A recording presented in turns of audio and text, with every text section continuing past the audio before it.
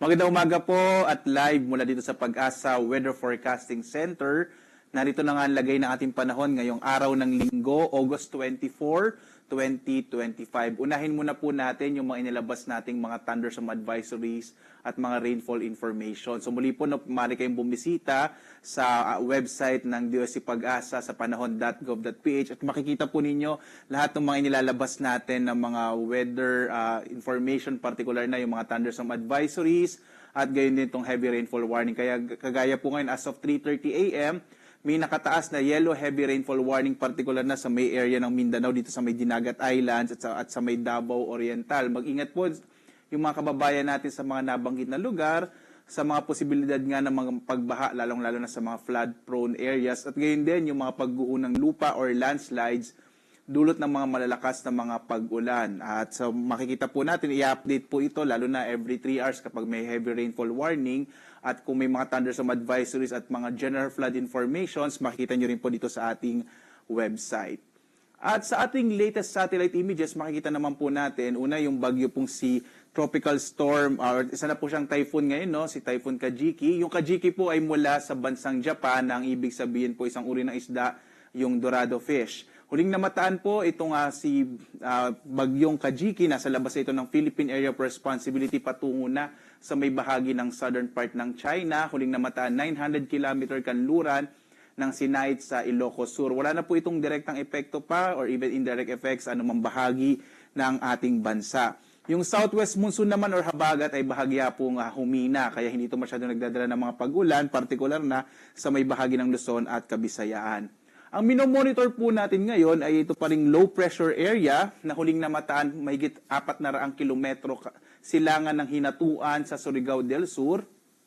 At sa ngayon nga po, base sa ating mga pinakahuling datos ay may tsansa po ito na maging bagyo, particular na sa araw na ito. At kung sakaling ito ay maging bagyo, tatawagin natin itong bagyong Jacinto. Itong low pressure area na ito ay kumikilos po, papalapit dito sa may bahagi ng Visayas at Mindanao. Kaya ngayong araw, malaki yung tsansa ng mga pag-ulan, particular na dito sa may area ng Eastern Visayas, gayon din sa may area ng Northern Mindanao, Caraga at Davao Region. Mag-ingat pa rin po, lalo na't inaasahan natin na katamtaman na sa kumisan ngayon malalakas na mga pag-ulan ang mararanasan sa bahaging ito ng ating bansa, lalo't papalapit na po itong low pressure area. So maging bagyo man o hindi, itong low pressure area na ito, inaasahan natin magdadala ito ng mga pag-ulan ngayong araw sa may bahagi ng Eastern Visayas at Eastern Mindanao.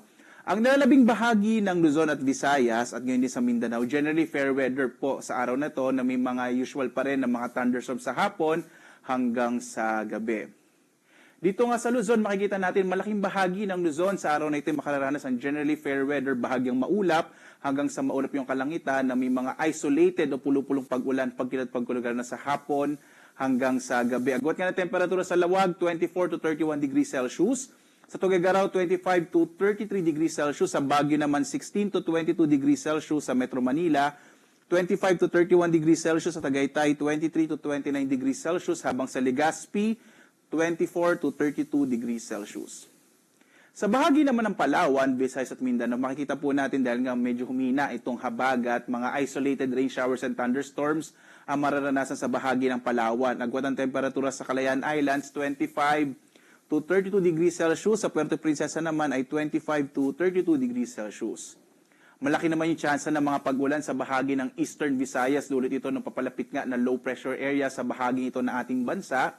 Asahan po, lalo na yung mga katamtaman hanggang sa kuminsan ay mga malalakas sa mga pag-ulan. So mag-ingat po sa mga posibilidad ng mga biglaang pagbaha at pagguho ng lupa, particular sa bahagi ng Eastern Visayas. Ang nalalabing bahagi po ng Kabisayaan ay makararanas naman ng mga isolated rain showers and thunderstorms, lalo na sa hapon hanggang sa gabi. Agwat ang temperatura sa Iloilo, 24 to 31 degrees Celsius. Sa Cebu naman, 26 to 30 degrees Celsius. Habang sa Tacloban, 27 to 30 degrees Celsius.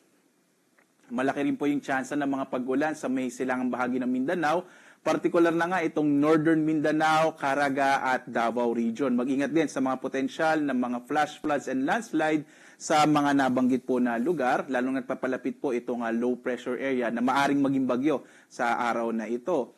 Ang nalabing bahagi ng Mindanao